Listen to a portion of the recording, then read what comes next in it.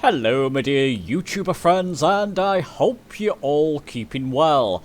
Welcome to this new video. This is Back to Basics part 45. We'll be looking at old school navigation in the old vintage aircraft like the DC-3 or the Douglas aircraft. And I'm doing this with the intention, so there you go, old school navigation using the nav radials, with the intention of an upcoming live stream group flight. It's our leg 5 of the Around the World flight, and we'll be flying Douglas aircraft and the DC-3 aircraft like you can see here. And we'll be following VORs using old school navigation. Just a moment, let me just bring up my VFR map. So at the moment, I'm tracked on to this VOR here, VSN. So I'm going to be showing you how to do this in both aircraft. They're both similar aircraft. The Douglas is actually based on the Microsoft Flight Sim model is based off the DC-3. So very similar in both aircraft and actually very easy and a joy to learn. So let's not dilly-dally, let's get on with this video.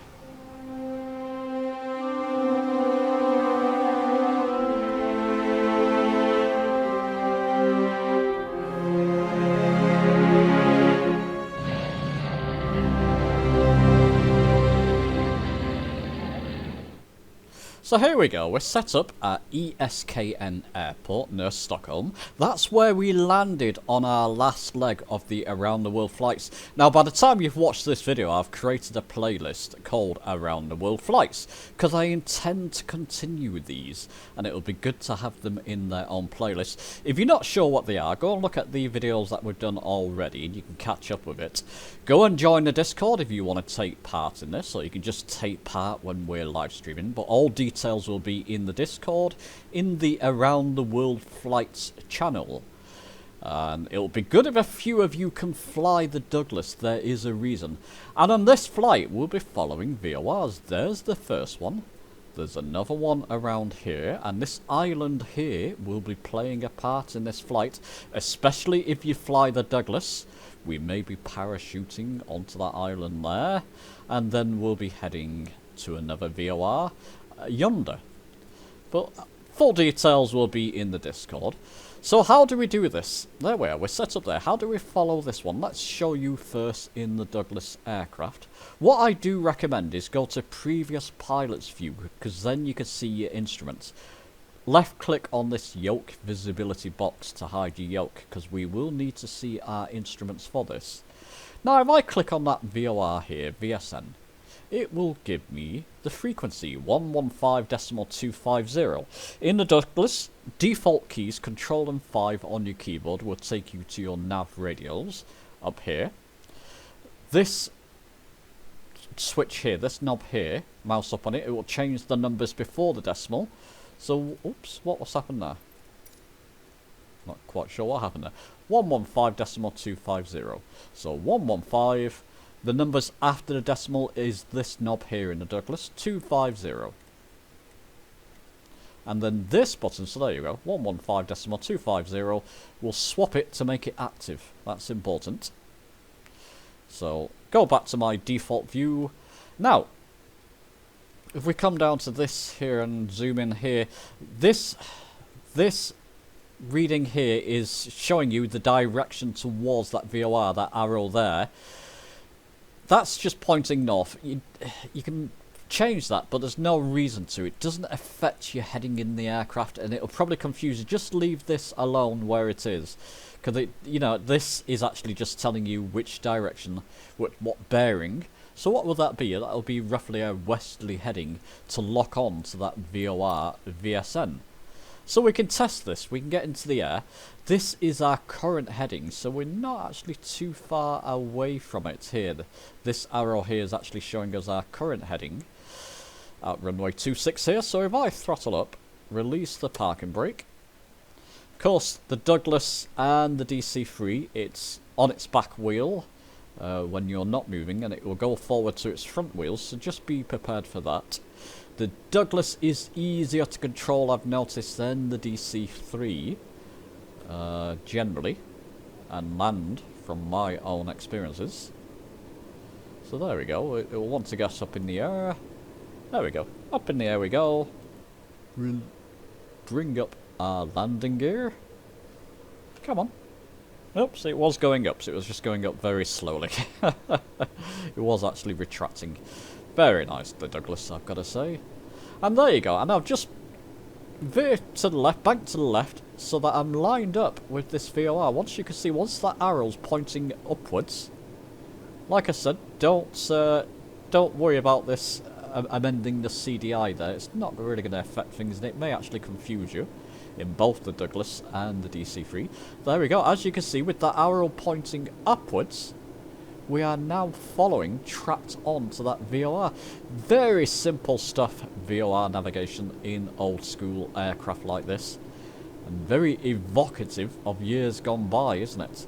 Zoom out a little bit there so I can see my vertical speed as well. Bring back my throttle slightly. And yeah, and there we go. Then we can just climb to altitude. Probably on our first legs, 2,500 will be enough. We'll follow this VOR, and then we can lock on to others along the flight. But I won't spoil everything for you here in this video. So that's the Douglas aircraft. I would hope that a few of you are going to fly this. I'll link the video I did about it down below in the description. Fantastic aircraft, and you get parachutists as well. And we'll be utilising that in the upcoming flights. Okay, that's the Douglas. Let's show you the DC-3.